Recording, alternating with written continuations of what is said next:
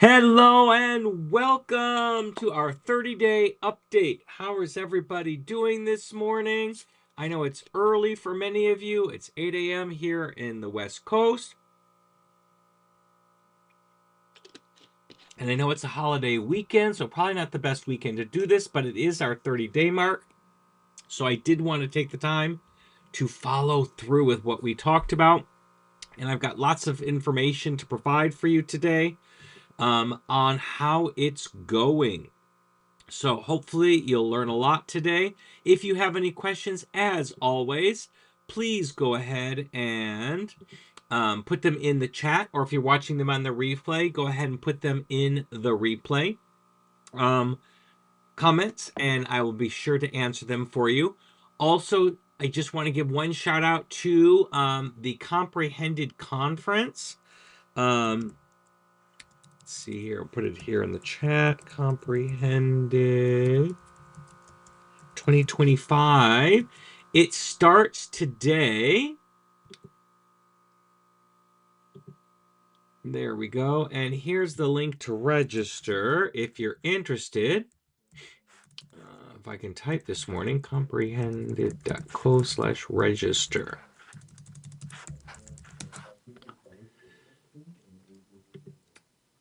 There's the link, comprehended.co/register, and we're offering a 50% off flash sale. So if you use coupon code CO50, you'll get 50% off through tomorrow. So if that's something you're interested in, there's a wide variety of sessions that you can watch. They're all pre-recorded, so you can watch at your leisure, and you can get a 3-month, a 6-month, 9-month, or a 12-month pass. So if that's something you're interested in, go ahead and check that out. Also, because I know I'm going to forget along the way somewhere, if you find this information useful, please go ahead and subscribe, like the video, share it with other people who could also use it. It helps get the word out to more teachers and gets the views up on the video. With all that said, let's go ahead and start the intro, and I'll be right back, and we'll talk about our 30-day update. See you in a minute.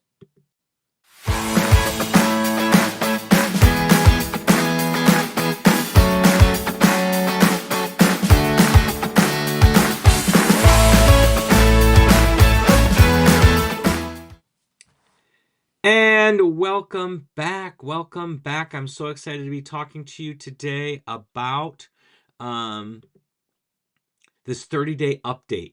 It started around winter break sometime. I can't remember when I first did the first video of all the problems that I was having with my first semester back as a high school teacher. I went away from high school for about 10 years. I taught middle school for 10, 11 years, something like that.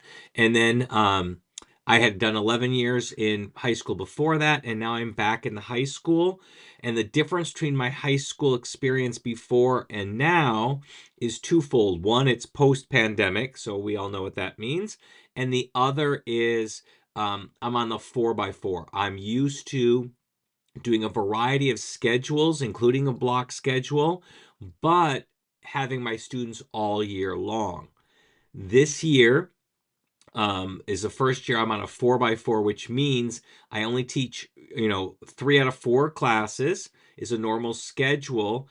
Kids only have 4 classes a semester, and then they get 4 brand new classes second semester. So they complete a year's worth of class in a semester, and then they start all over again. So they get 8 classes over a course of a school year. And so that has allowed me to make this change mid-year and to actually see its effectiveness, because retraining kids that you've already had for 4 or 5 months is really, really difficult to make that change. But I was starting fresh, so I was able to do some things. And the problems that I was facing, just a quick recap before, were engagement. I had the worst engagement from my students that I've ever had teaching. Cell phones were beyond an issue. They were so bad. I have never had such a problem with cell phones before either. And not only with the kids, but the parents backing up the kids saying they should be able to use their cell phones whenever they want. I couldn't believe that. And then also swearing. I have never heard the F word said so many times during academic time in my life. I'm telling you, I could hear it 30 or 40 times in a class period easily. And by multiple students, they just use that word like it's nothing. I had never experienced that before. Um, and I expected some changes because my middle school I taught at was probably middle class to upper middle class, and now I'm at a school that's middle class to lower middle class. Um, but I taught in that kind of an atmosphere before in Las Vegas. I taught for 7 years where I had a mixed group of kids, and I still did not have as much swearing as I'm having now. So that was an issue. Bathroom passes. I have never had an issue with bathroom issues. I've always been liberal in how I do bathroom. I hate when people ask me if they can go to the bathroom. I hate the interruption that it takes the flow of, or that you think they have an intelligent question and then they're like, "Can I go to the bathroom?" I hate that. So I've always had my rule where just get up and go, sign out, do your business, come back in a reasonable amount of time, and then get back to work. That's always been my rule, and it's never been an issue. Not in 23 years of teaching until this year. In first semester, the students, I'm telling you, it was like an open door policy. They just kept going out, and they would go 2 or 3 times a day in the bathroom. It was an issue. It was horrible. So those are the major issues that we were talking about that I was having. And I'm going to talk to you now about how, well, I also did a follow-up video to that one, talking to you about the plan that I had going forward and what I was going to start with the new semester. So I've implemented that plan. I've tweaked some things along the way, and that's what we're going to talk about today, how those are all working out.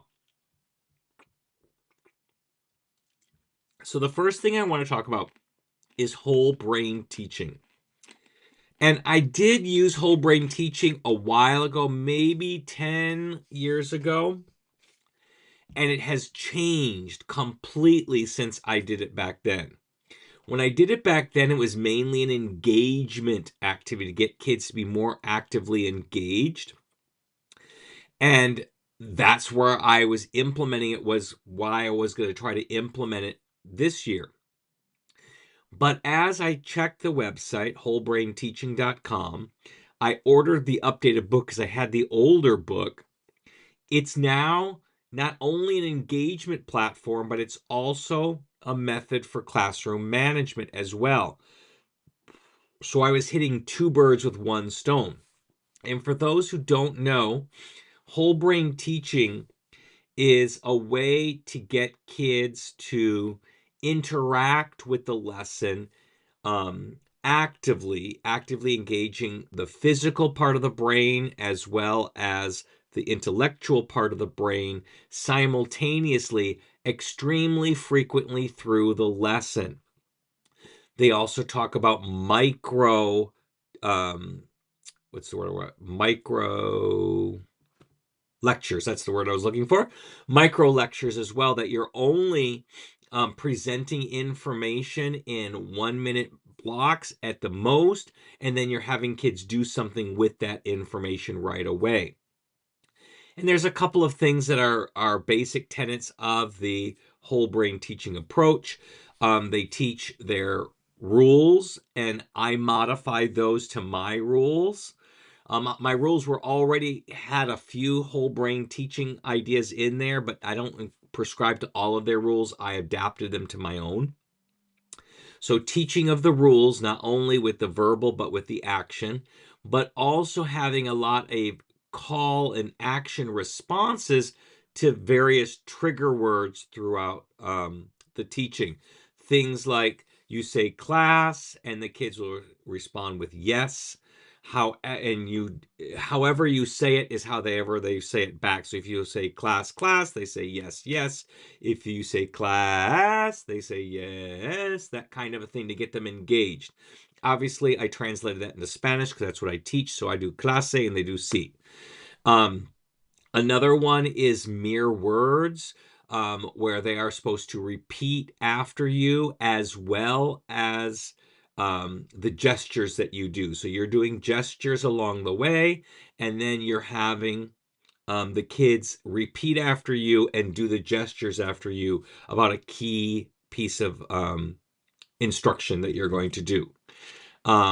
There's other things in there. There's manners. You say good morning. They repeat with good morning. You say thank you. They say you're welcome.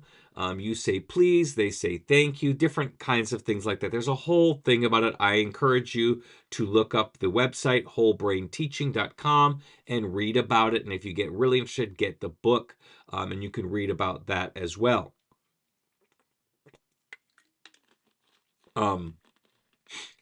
So there's also the other basic tenet was the class board, the scoreboard, where kids are earning points for a variety of different things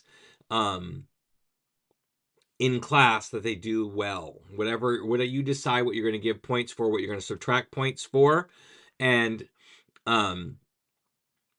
I've adapted that to doing a couple of things. So those are the basic tenets. Let me talk about those basic tenets, and then let's break it down to what I've done and what I've changed. So the whole reason for this originally, as I said, was to get that engagement back that I was lacking first semester. And then I got the second bonus of it being also a classroom management tool. And I'll tell you how that's been working too, as well as a classroom management. It's just been working so well. So I started to implement the call and response techniques to maintain attention.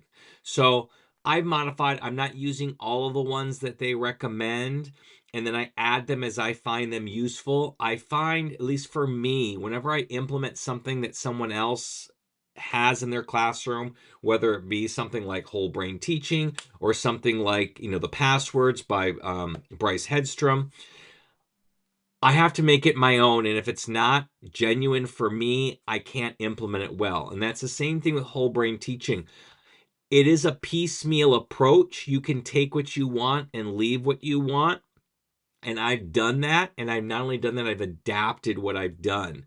So it's been working really, really well. So I have my call and responses. So the ones that I really, really work on is I work on the clase. So I say clase, however I say it, they say si. It's an attention getter. It gets them back on track. It gets them started on a new task, whatever I want. I don't use the mere words very often. So I do it when I want them to repeat something after me. Or let's say at the beginning in my level 1, when we do calendar talk, I wasn't getting a lot of engagement in the next part when we're talking about in just a second. So to get them warmed up for that, because what I wanted them to do is to talk to their partner about the calendar talk we just had, what the date was today, what the day was yesterday, what the day will be tomorrow, what the day was the day before yesterday, and what the day will be a day after tomorrow, plus the weather that we were doing. I wanted them to be able to talk about that and the date. So those are the things, but they weren't doing it. So what I did to warm them up was do mere words. And what I did was then I would say something like, clase, hoy es sábado. And then they would go, hoy es sábado. Clase, mañana será domingo. And clase would go, mañana será domingo. And then I would say, pasado mañana será lunes. And they would repeat after me, etc. We'd go through all the different things. And then the third one that I use is teach. And they're supposed to respond with okay. And then they turn to their partner and they teach whatever we just got done doing. So I use that one a lot. more so than the mere words. I use that mere words to kind of get them warmed up to the thing, but I want to hear them talking to each other. So I will say, okay, clase. And I'll tell them in Spanish what I want them to do. Like, I want you to turn to your partner and talk about the date, the days of the week, and the weather, what we just did, to your partner. And then I will say, teach in Spanish. I say, enseñen. And they go, vale. And then they turn to their partner and then they go ahead and talk. So those are the three main ones that I use. There are other ones that come in as I go, but those are the three that I've been using the most. And it's been working really, really well. In fact, in some of their reflections, a kid said that this was a much more engagement kind of a class, and he wished other teachers had done this. And it was slow going in the beginning. The first week or so, the kids thought I was crazy, even though I warned them. I sent them out an email beforehand, and I said, I'm a crazy teacher, we're gonna do some crazy things. I kind of preloaded the information before they even got to my class. So about the week before the switch over, I started emailing them and letting them know about the different things that were going to be going on. But they warmed up to it, and now I'm getting the kids to do it. And part of it is another part we'll talk about in a minute, about how I got them more engaged with it and more comfortable. Because these are high school kids, they're too cool for school. And so, whole brain teaching has been done in a variety of settings from kindergarten all the way through college. But I had to get the kids to buy in. And so it was slow going that first week, but they're now in. They're locked into it, and they're doing it like they're supposed to. The second part that I did, and it's very similar to what I always have done, is class points. So I have a scoreboard where it's me against my class, and I always gave them positive points for doing the activity without any disruptions, exactly as I wanted it. And then if they didn't, I got the point. And then they would save up those points into a longer tally. So I'd have a weekly tally that would go on, and I would ask the kids, do you want to spend your points or save your points? And they could either spend them for something small or they could save them up for something big. And so that's always worked really, really well. But now what I've done in it, so I've modified it slightly because I was giving them now points, not just for activities that we were doing, but doing the things that we're supposed to do within whole brain teaching. So if they answered my classe appropriately, they got a point. When I told them rule number one, and they said that my rule number one was, it's not okay to talk to your neighbors, because that's my rule number one, I would give them a point. And then they want them to get excited about these points. So I forgot what they use in English for them to do, but I do chévere. So whenever they get a point, they're supposed to say chévere. And whenever they lose a point, they're supposed to say, I know. So I'm getting them to interact with the points as well. And so to get them to do that, so they say chévere when I give them a good point, I'll give them an extra good point for that. If they say an I know and I give them a negative point, I give them a positive point. So I'm trying to encourage the behaviors that I want to continue. So not just the activities, but the behaviors. I want them to sing loudly and proudly. And if they don't, I'm taking a negative point, even though everybody was on task by standing and singing, or at least moving their lips to the words. If they weren't loud, if I couldn't hear them, I took away points. Because I want to encourage this active, engaged participation in there. So this class point system has always motivated kids, but now it's motivating them even more because they're able to get even more points. And by doing so, I had to change my reward system. My reward system got different because they were getting so many points, they were going to move up the scale like every week. And I didn't want them to do that. I wanted it to last a little bit longer than that. And I'm looking up right now at because it's so new, I don't remember what my points were. So I'm looking to see right now my poster that I made. What did I call it? Class.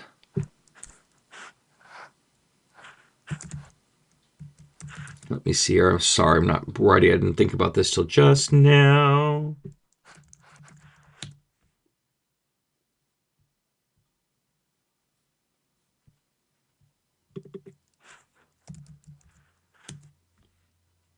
Oh, there it is.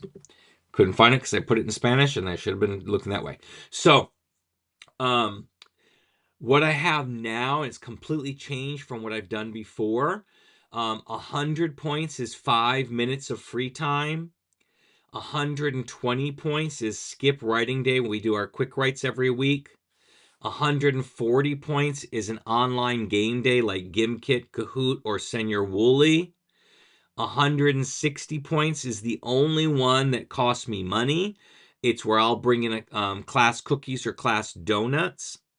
180 points is a drop a quiz pass for the entire class, and 200 points as a class party. So I've gotten rid of some of the things that were never really popular for kids, and I gotten rid of some of the things I really didn't like class outside day, because it really was never an effective class period time at that point. We kind of lost it. And so I boil it down to the things that kids really, really do like, and I up the amount of points because they were getting so many points with this way. So it really, really worked. And there's one other aspect that I did to this, but we're going to talk about that at the end. I'm going to save that for that point. But what this works is, so let's say they earn 15 points for the day, for that class period. Then I would move that to the running total, which is on the other board for them for each class. And every Friday, I would ask them if they wanted to save their points or spend them. And it took a few weeks for them to even get to the points that they could spend. Right now, 2 of my classes hit 200 points, and we just finished the 5th week, and they opted for a class party. That's what they were saving for. So that's what they're going to get on next Friday. But it took a long time to get there. It took us 5 weeks, so 1/4 of the semester to get there. And so it's something I want them to work on, something they're going to get a reward for, but I don't want it to be a reward every week because then it gets old. Now, the new thing that absolutely is a game changer when it comes to whole brain teaching, and I'm still learning about the new version of whole brain teaching. I'm in the middle of the book. I'm not finished with the book yet. And I should put a link into that book. Here, let me get that for you as well so you know what that is. Bear with me 1 second and I will find it really here. I'll put it on my website as well as a recommended book. Here it is. And let me get a link for it.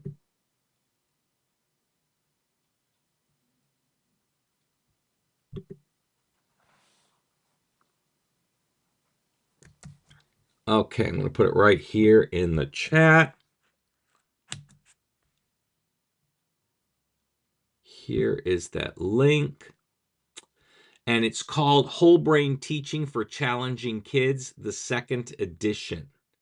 So that's the one. I was a little upset that this book did not come in a Kindle version because I prefer to read on a Kindle, but I did get this book, and it's been a game changer. It's given me lots of great ideas. So if it's something that you're interested in, I highly recommend it. Now let's talk about this Super Improver board. This was completely new. It's part of the newer version of whole brain teaching.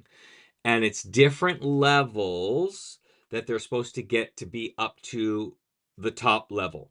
And they have different versions of how you want to make those levels. You can adapt them to the kind of kids that you have in your classroom. Like they use animals for elementary school kids.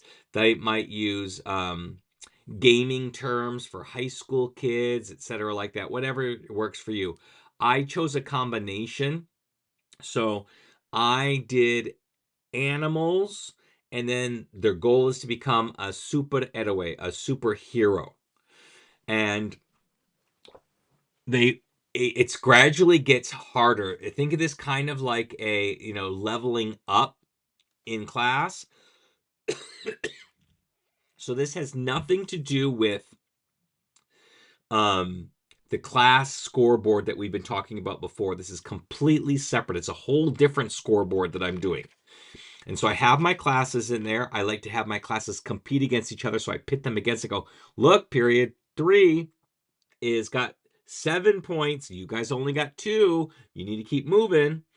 In the beginning, it's really easy. It's 5 points to move up. And then you start going up to the 10 points to move up. Then it's 20 points, and then 30 points, and then 40 points where they can level up with the goal of getting to a superhéroe. Now, they don't recommend or acknowledge using a, what do you call it? A prize at the end. But I've always had prizes. I think they're valuable, always having prizes. So I said that when they get to the superhéroe portion, they're going to get a pizza party on me. But they're not necessarily going to make it because it's not easy to move on this. Now, why I love this is you pick a goal on what you want your kids to improve on. It doesn't matter what it is, you pick it. So in the beginning, I was picking whole brain ideas like Classe C. I wanted to get that engagement. So every time they did it properly, I gave them a point on this in Super Improver board so they can move up the scale because I wanted that to focus on. Once they got good at that, then it was the teach okay, the enseñen vale. I wanted them to really work on that skill. And once they got that one really good, they were earning their points, and I was getting that to where I wanted it to be. Then they moved up their scale. I decided a different goal. So you can pick whatever goals. Maybe it's side conversations. You're having too many side conversations in class, which I am not having a problem for the first time in history. I am not having side conversations this year. It has been amazing. But maybe it's side conversations. So you can give a point. So if you can go 10 minutes in class without a side conversation, I'll give you a point on the Super Improver board. You can pick whatever you want to pick. It's really whatever you want them to improve on. Right now, for me, and it's been this way for 2 weeks already, and it's going to continue, because I'm not where I got the engagement where I want it to be, is singing. I want them singing loudly and proudly. So they're getting points every time they improve, not just because they do it well, but they have to do better than they did yesterday. And I've had certain little challenges. I'm like, if you can do better than second period, I'll give you 3 bonus points, and we'll go that way.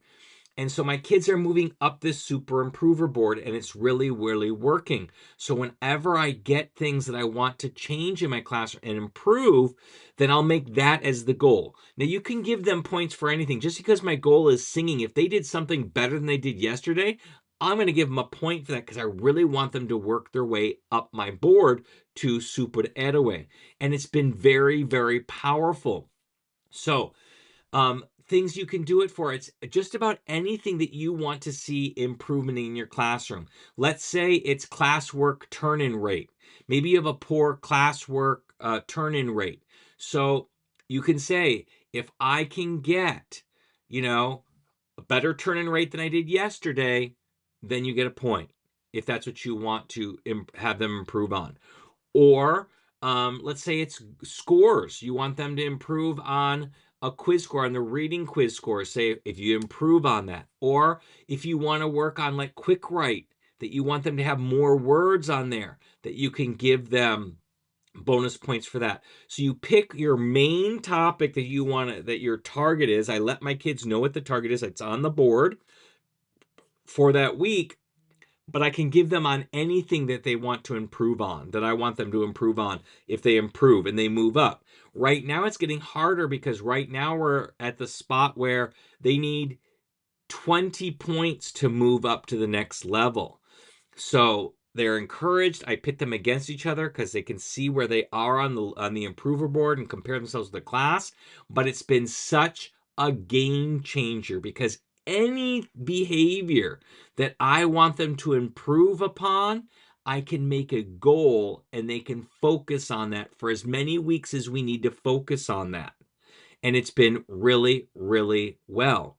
And when I learned about this, and we're going to talk about swearing a little bit, I was going to make a goal about swearing as well to reduce the swearing. If we can go 15 minutes or 20 minutes without swearing, then we would do that. But we'll talk about what I did instead so far.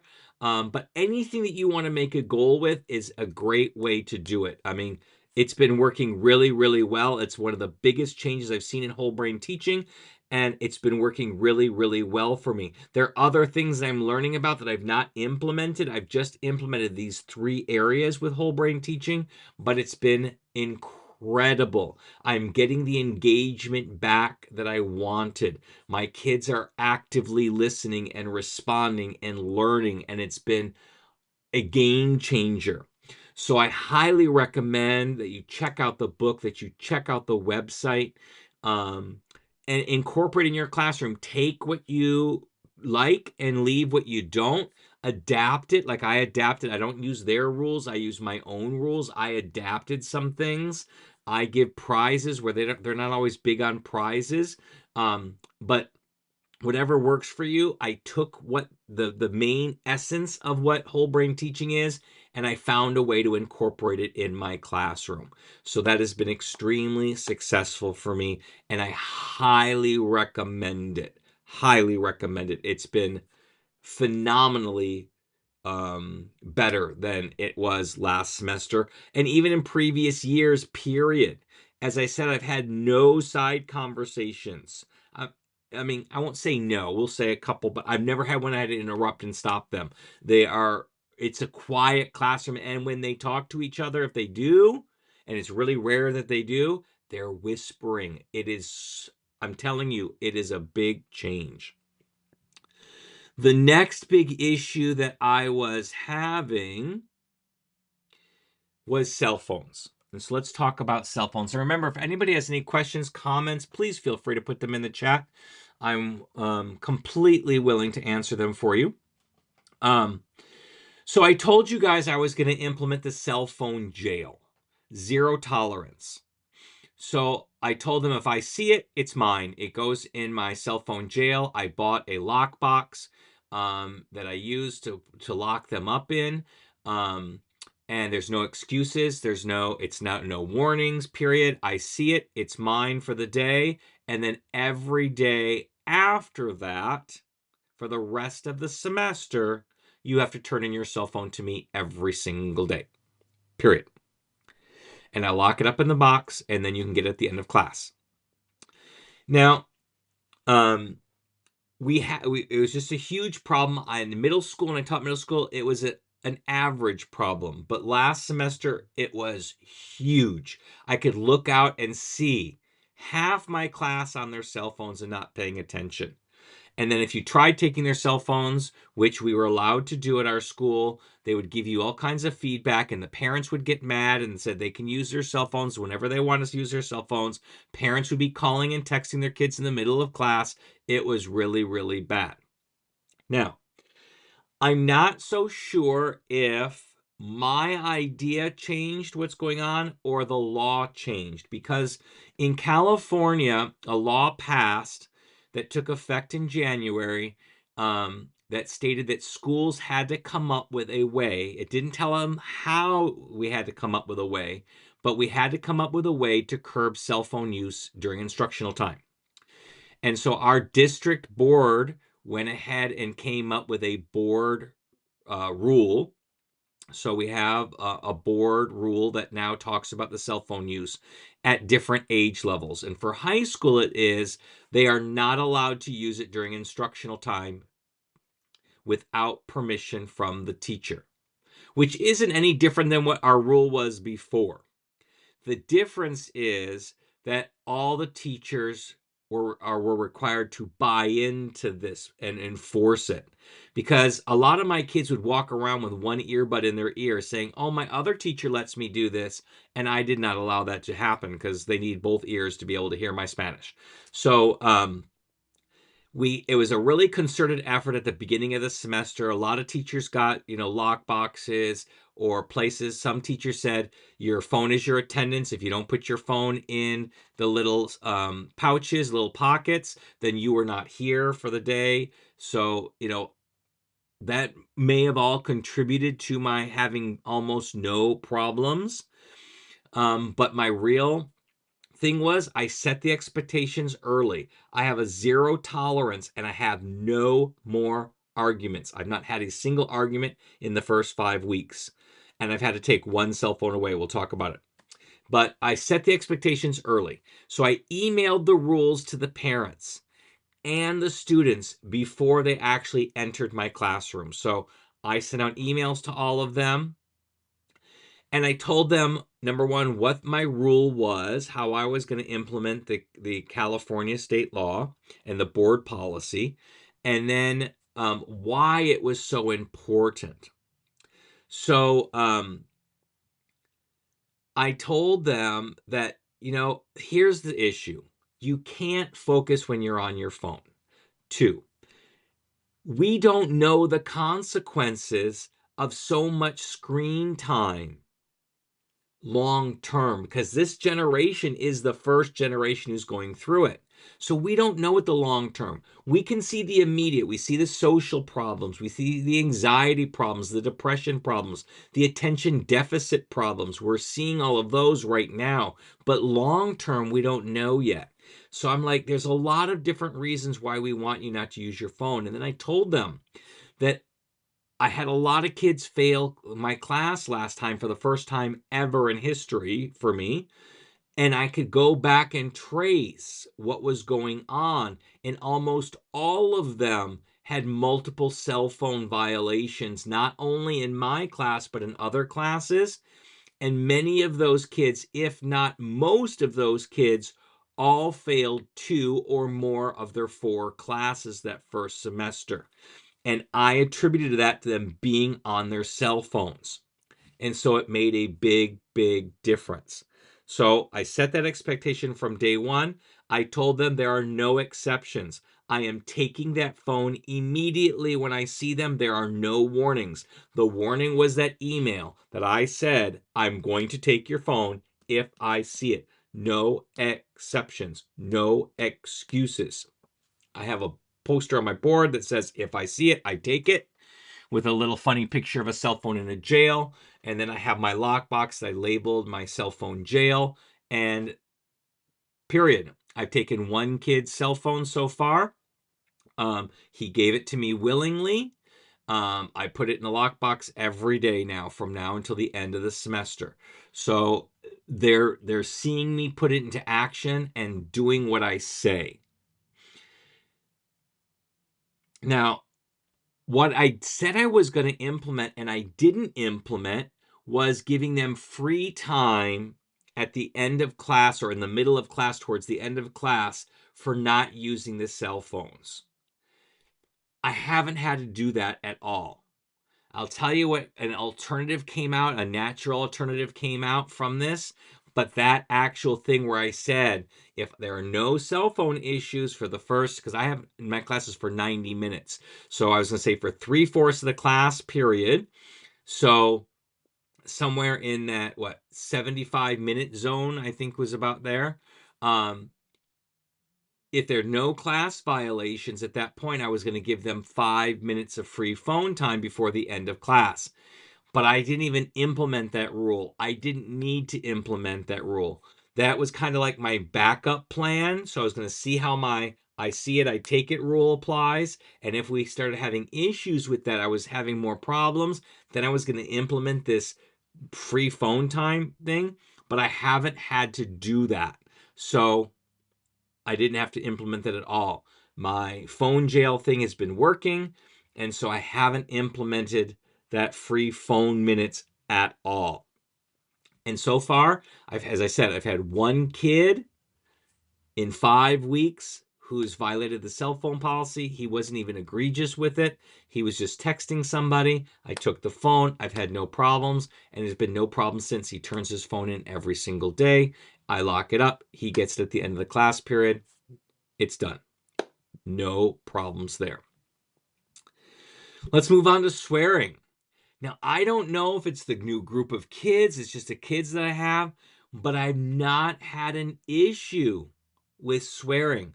I've had one kid in one class, and he's a junior, so he's one of my older students who swears a little bit. I've heard it maybe twice in 5 weeks. So I haven't had to implement my plan at all. My plan originally was to give them alternatives. So funny little things to say instead of the cuss words, and then use a swear jar system. But we haven't had to go that route. I haven't needed it at all because I've had very few kids. In fact, it's only been the one kid who's been swearing, and it's been so few. I just have to give them a warning and it's there. So students naturally adjusted without intervention.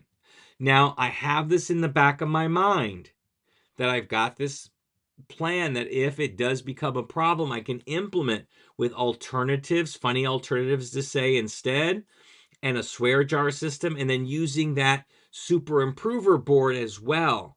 But I haven't needed it. It's been a non issue. So don't need that at all. And it's been amazing. It's been amazing. So we can move quickly from there. And then bathroom passes.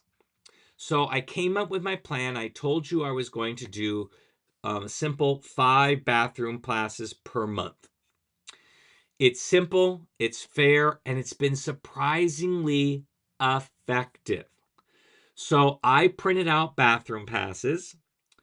I had my TA cut them out. They cut them out. They put I stack them in groups of 5, staple them together, and I give them at the beginning of each month. Students will then fill out their name, the date, and the time, and they don't have to ask. They just come, they put it on my desk, they grab the pass, they go do their business, they come back. And guess what? They are doing awesome with this. Nobody questioned me about saying there's only 5, which is an average of 1 time a week plus 1 extra one. And students are self-regulating their usage. I have had kids who have not used a single bathroom pass, and I've had kids who've used all 5 of them, but they made it almost or very close to the end of the month before that 5th one is there. So they're not like using them all in the first week where my previous class would have. Now, obviously, if there's a true emergency and they've run out of passes, obviously I'm going to accommodate for that. But I'm not broadcasting that information. I am just saying you've got 5 passes, no pass, no go. They must turn in a pass. That way I have the documentation of who went, when they went. They're not asking, because I hate that disruption. They're taking their pass, but they're also not going as a revolving door where I was having a lineup of kids wanting to go, and sometimes 2 or more would go at the same time, which is against the school rule. So it was a huge problem. And it's not anymore. It's been working so well. I can't even tell you how well it's been working. And I've gotten no kickbacks from parents, no kickbacks from administration, no kickbacks from students about only giving them 5 passes a month. Now, some kids might save up those passes, and I told them, yeah, you can use them again if you need to. If you want to use January's passes in February, you didn't use them. But I'm not seeing a pile up of bathroom uses. I'm not. So if it becomes a problem, then I'll say, nope, you can only use January passes in January. So I might adapt my pass that I give them and say, stamp January on it so they can only use them for January. But right now, it's not a problem. So I'll let them stack them up. And if it becomes a problem, then I will just give out January passes in January and February passes in February, etc. But right now it's not been a problem, and there's been so few interruptions, so much less class time being missed because they're in the potty. And 9 times out of 10, they don't need to go potty. They're using it as a break or a time to use their cell phones. So not been a problem at all. Absolutely love this. And I'm going to stick with this for the long term because it's working so well. Now, my last topic I want to talk about, this was an unexpected, and I'm not even sure where it came from. I'm not sure where it came from, to be quite honest. Um, I don't know if it was a spontaneous idea I had at the moment. I did not go in with this idea at all. I did not even start it with this idea on that first day, but it turned out that this worked really, really well. So, those daily class points, not the super improver points, but the daily class points for doing things I want them to do. I would take those and they would add them up to the weekly totals. But also, I told them for every one of those points up to 15, I would give them free time at the end of the class. So that got them to work harder to get those points. Now, I have 90-minute classes, so 15 minutes was the max I was going to do for them. And it sounds like it's a lot of time, but it really isn't a lot of time. And they don't always get 15 minutes. The average is about 8, because I can completely control it. If I know I've got lots of instruction today, I'm just not going to give them as many positive points. And if they earn 20 points or 30 points for that day, max is 15. But adjust this to how many minutes. If you only have 45-minute classes like I had last year, I would only be doing 5 minutes max. I might do 7 minutes for an hour, a whole hour class. I probably would not do 10 minutes for an hour, but 15 minutes for a 90-minute class, because my classes are exactly 90 minutes, works out really, really well. And my kids want to earn points because they want this free time. And I let them do whatever they want within reason during this free time. So if they want to get their phones out and play on the games, fine by me. If they want to text, fine by me. If they want to watch TikTok, fine by me. If they want to get on their Chromebook and play games, fine by me. If they want to chat with their friends, fine by me. And you know what's even better funny about this? They do chat with their friends, but they do it quietly. I can't even hear their conversations. It's amazing. But something else that's happened during this time, it's also bonding time where kids want to engage with me. So they're talking about me. They're showing me, this kid showed me this haircut that he wanted to get. They're sharing things with me. So it's also been bonding time, which has been working really, really well. And as I said, the average, they've had a few 15-minute times, but the average is 8 minutes usually. And sometimes I don't pay attention to the time, and I go, oops, I went over. Now I owe you your 8 minutes tomorrow. So I do that. And then I realize I don't want to give more than 15 minutes, so I'm not going to give them as many positive points. It's under my control completely. And they don't get that, but it is. And it's incentivizing good behavior with something they actually care about that causes me nothing. And yes, I'm giving up maximum 15 minutes of class time, but I'm getting so much more focus for the previous 75 minutes because they're earning those points to get there. And it's just been great. It has been absolutely one of the best things. And here's a couple other things, benefits too. Teaching with comprehensible input is exhausting. It is exhausting. We know this. We are on the whole class period from bell to bell.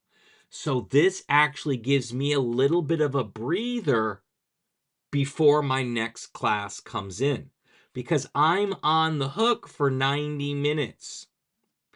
So, and then I have 3 classes in a row. So 90 minutes, then lunch, and then 90 minutes, and then I get my prep. So it gives me a little bit of breather. It allows me also to rethink the lesson before I teach that lesson again to another period. Last semester I had 2 periods, level 1s and then 1 level 2. This year I have 2 level 2s and 1 level 1. So I can make adjustments to my level 2 plan before I teach it again in 3rd period. So I teach level 2 in 1st and 3rd. So I can make that adjustment. For my level 1s, which I only have 1 this year, this semester is my second period. I'll just make notes about adjustments I want to make next year for that particular lesson. That does that. It allows me also maybe to catch up on my email if there's teacher email that I need to catch up on, or getting some teacher work done, maybe some grading or something like that. Or if I just want the downtime, I can have the downtime. Or I might circulate amongst my students and engage them in conversations. Nothing to do with Spanish, just getting to know them and building those bonds with them. But it's been so powerful. Absolutely. And I know I'm giving up time, but I think it's actual less time than when there's been constant distractions throughout the whole class period, because my kids are giving me focus for the majority of the class, and the reward is to get some free time. And the kids actually saying they actually like that they get to work for the free time and that they get some free time along the way. Some of them use it to catch up on their work in my class that they may be behind on, or work for another class. So some of them are actually using the time more productively, but some are using it for downtime too. They might need the downtime. So why not give it to them and allow them to have that downtime in there? So there's just some things to think about there. So it's been really effective, and it's something I'm going to keep. But as I said, I limit it, not only by rules, by saying the max you can get is 15, but I also limit it by how many points that I give them. Especially if I know I've got a heavy instruction day, that we aren't going to have a lot of free time available, I won't give them as many points. And sometimes I forget the time. I look at the time and go, oops, I'm sorry, I went over. I owe you minutes tomorrow. So it works really, really well. So I know I've been talking for a long time. We've been here almost an hour. I hope some of these ideas can help you or inspire you. If you have questions, please feel free to put them in the chat or in the comments if you're watching this on the replay. My overall conclusion for my 30-day experiment is the biggest win has been the classroom engagement and structure have dramatically improved, and that is because of a lot of the ideas from whole brain teaching. And these strategies are so easy to implement for any teacher using any teaching method. So it's not just for comprehensible input, but it integrates so well with comprehensible input. So I highly recommend that you try it. Give it a try. Now, I probably won't have another follow-up video unless something majorly changes, and I'll let you know if that's going to happen. But I hope this series has really helped you focus and maybe get some things under control in your own classroom. Again, if you found this helpful, please share, like, subscribe. It really does help us out. Let other teachers know about this video series. It was a 3-part series. I hope it's helped you. Feel free to email me at scott@immediateimmersion.com if you have some private comments or concerns or questions you may have, or you can put them in the comments for public ones out there. You can contact me in any way that's most comfortable for you, but I want to help you through this. That first semester was one of the worst I've ever had in my 23 years of teaching. I had so many problems, and it is a complete 180 this second semester. And I attribute that to a lot of the things I put into place along the way that have helped, plus my new attitude and coming in with a clean slate. All of this helped. And I have had the least amount of classroom disruptions, the least amount of discipline issues that I've had in 23 years. I have not had to write out one person. I have not had to pull out one person to talk to them. I have not had to document one behavior issue at all this semester. And last semester, if you looked, I had documentation after documentation. I was emailing parents. I am not doing that. I'm a much happier teacher. I'm a much happier person because my kids are not only learning, but they are engaged and they are well behaved. So I highly recommend that you implement some or all of these techniques into your classroom. Find what works for you. Um, and again, if you have any questions, feel free to contact me either through YouTube, Facebook, or through email at scott@immediateimmersion.com. With that, I wish you a great rest of your holiday weekend.